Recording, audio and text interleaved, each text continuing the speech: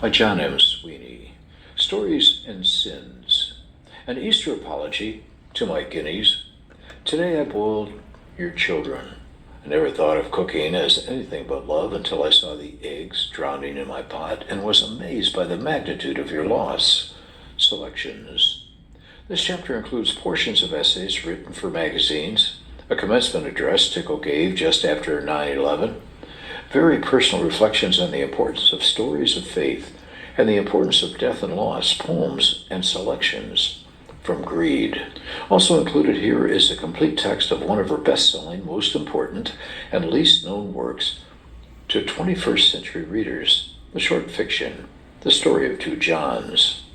The scope of Tickle's religious storytelling is always wide and varied in terms of religious and spiritual traditions considered, and both objectively and subjectively understood. Pagans and Patriarchs. Welcome to summer. Officially and totally summer in the Northern Hemisphere. It's certifiably summer by every means of our accounting, be it psychological or physical, historical or theological. Which of these we choose to employ makes no difference. This is still summer with a capital S. Experientially, spring began to morph into summer weeks ago for most of us, but astrologically or geologically speaking, that transfer was not complete until last Friday. Last Friday at 7:59 p.m. Eastern Daylight Time, the summer solstice. That night which, for our ancient forebears, was the most mysterious of the year. Before the Christianization of Europe, the mystery was seen as the death of the Oak King and the advent of the Holly King.